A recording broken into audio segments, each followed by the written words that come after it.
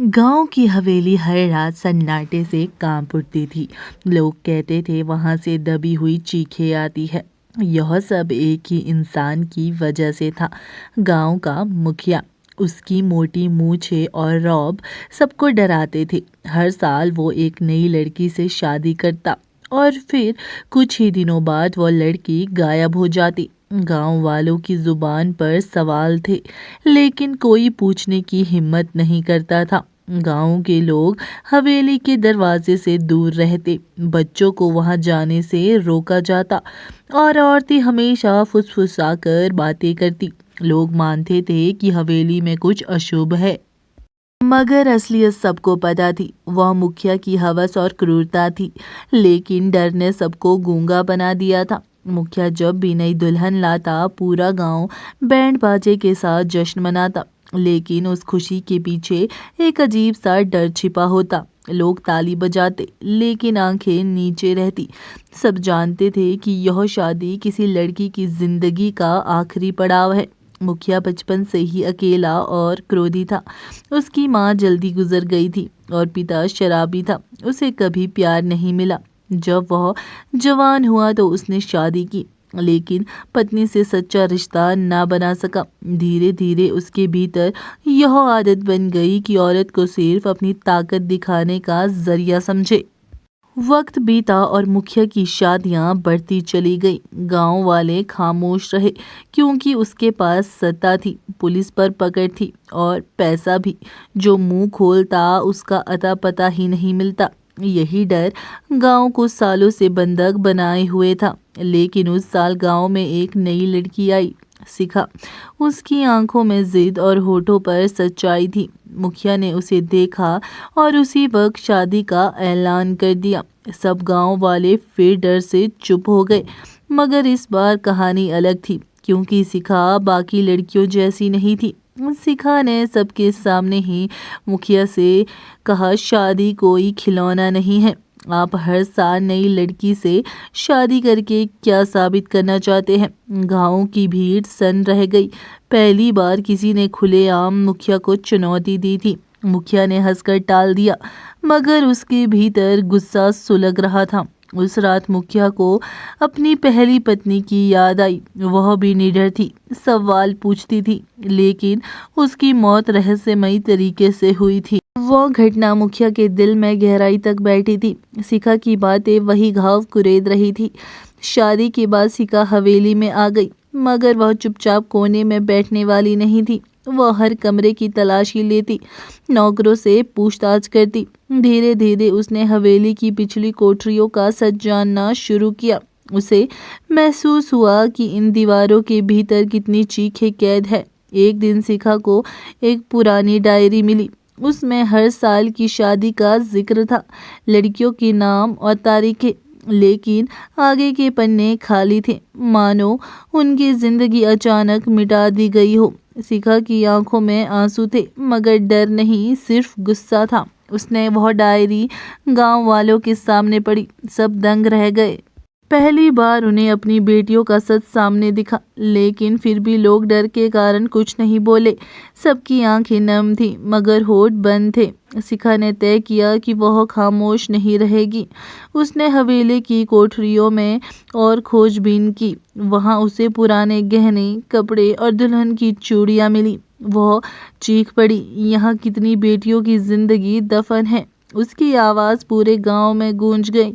मुखिया को याद आया जब पहली बार उसने किसी लड़की को ज़बरदस्ती अपने पास रखा था। उस लड़की की चीखें अब तक उसके कानों में गूंजती थी, लेकिन सत्ता और डर ने उसे और निर्दयी बना दिया। शिखा की हर खोज उस पर चोट कर रही थी। गांव वाले अब दो हिस्सों में बंट गए। कुछ लोग शिखा के साहस से प्रेरित होकर उसके साथ खड़े हुए, जबकि कुछ अब भी डर में डूबे थे।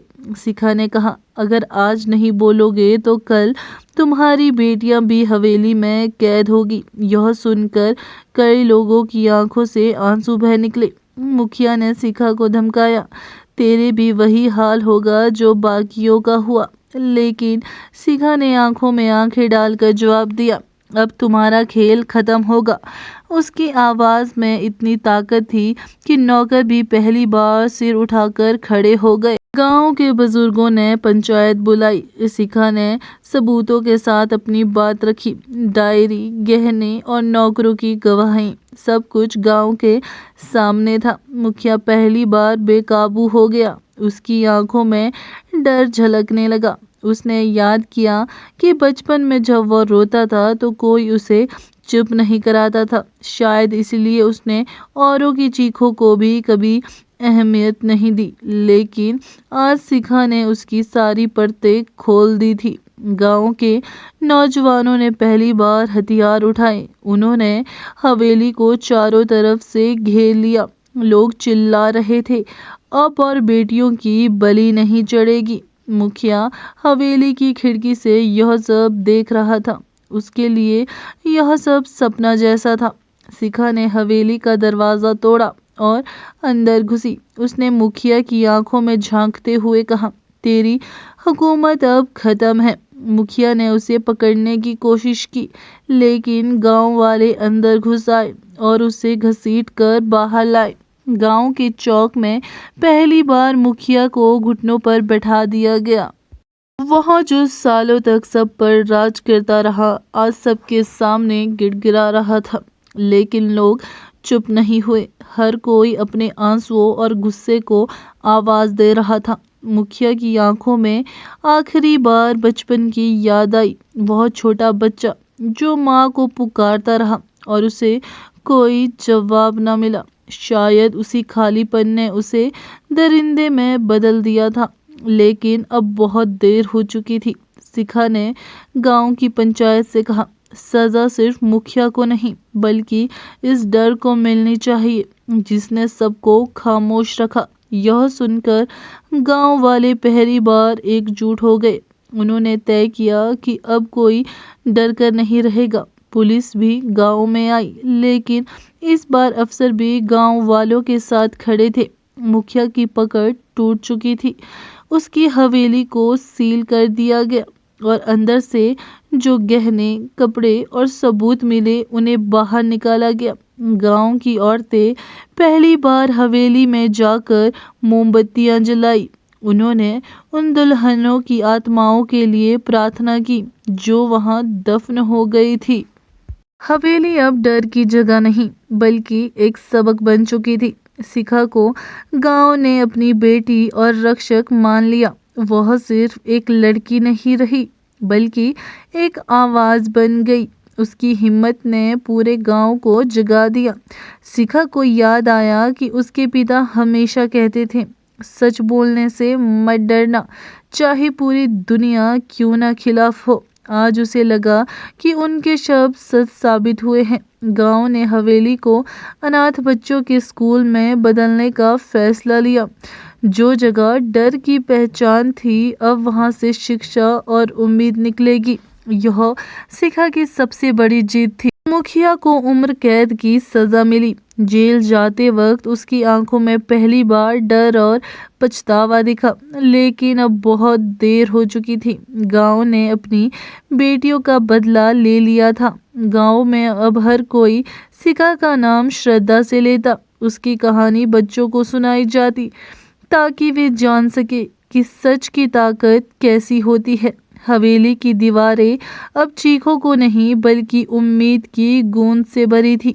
शिखा ने गांव में महिलाओं के लिए एक संगठन बनाया। अब कोई बेटी अकेली नहीं थी, सब एक दूसरे का सहारा बन गई। डर जो सालों तक गांव पर राज करता था, अब हमेशा के लिए टूट चुका था। गांव की हवेली अब भी खड़ी है, लेकिन उसकी पहचान बदल चुकी है। लोग जब वहां से गुजरते हैं तो सिर ऊंचा कर कर कहते हैं, यह वह जगह है जहाँ डर खत्म हुआ और हिम्मत जीती। और उस जीत की वजह सिर्फ एक नाम था, शिखा। ऐसी ही वीडियो के लिए चैनल को ज़रूर सब्सक्राइब करें।